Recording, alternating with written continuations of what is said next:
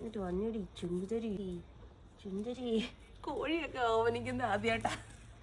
ആ കോഴിയുടെ നിപ്പ് കണ്ട ഓമനിച്ച് പോവും. കാരണം നമ്മൾ എന്തെങ്കിലുമൊക്കെ ചെയ്യുന്നതിൻ്റെ അടുത്ത് വന്ന് നിന്ന് അത് ചകഞ്ഞ് എനിക്കൂടെ എന്തെങ്കിലുമൊക്കെ ഇവിടുന്നുണ്ടോ എന്നുള്ള രീതിയിലാണ് അതിൻ്റെ നിപ്പ്. നല്ല വെതറായിരുന്നു കേട്ടോ. അതുകൊണ്ട് തന്നെ ഞങ്ങൾ രണ്ടുപേരും ഒരുമിച്ച് ഇറങ്ങിയിട്ടുണ്ട് ഗാർഡനിലേക്ക്. ഇന്നത്തെ പരിപാടി കുറച്ച് വളവിടിയിലാണ്. ഇതിപ്പോൾ സ്ട്രോബെറിക്കാണ് വളമിടുന്നത്.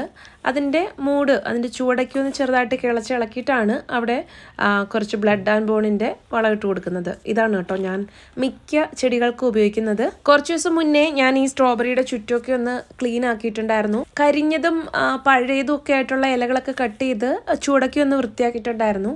അന്ന് വളമിടാനായിട്ട് സമയം കിട്ടിയില്ല. അതുകൊണ്ടാണ് അത് ഇന്നത്തേക്ക് മാറ്റി വെച്ചത്.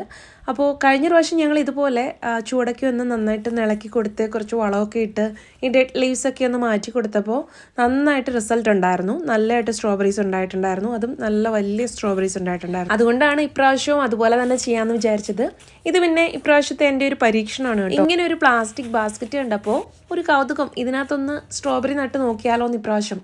ഇങ്ങനെ നല്ലതായിട്ട് ചെടി വളർന്നു നിൽക്കുന്നു. അതിനകത്തുനിന്ന് ഈ സ്ട്രോബെറീസ് താഴേക്ക് തൂങ്ങി ഇങ്ങനെ കിടക്കുന്നു. നമ്മുടെ ഈ വീഡിയോസിലൊക്കെ റീൽസിലൊക്കെ കണ്ടിട്ടുള്ളത് പോലെ. അതാണ് നമ്മുടെ ഒരു ഐഡിയ. എന്താവും എന്നറിയത്തില്ല. ഈ സൈഡിലൂടെ എല്ലാം സ്ട്രോബെറി ചെടികൾ നട്ട് വയ്ക്കുക, അതിൻ്റെ മുകളിലായിട്ട് മണ്ണിടുക. ഇതിപ്പോൾ ഞാൻ ആദ്യം മണ്ണിട്ടിട്ടാണ് ചെടികൾ വെച്ചത്. അല്ലെങ്കിൽ ഓരോ ചെടി വെച്ചിട്ട് മണ്ണിട്ടാലും നല്ലതായിരിക്കും. പിന്നെ അതിൻ്റെ മുകളിലായിട്ടും കൂടെ കുറച്ച് മണ്ണിട്ട് നന്നായിട്ട് ഫുള്ള് മണ്ണിട്ടിട്ട് അതിൻ്റെ മുകളിലൂടെ 3-4 ചെടികൾ വെച്ചു.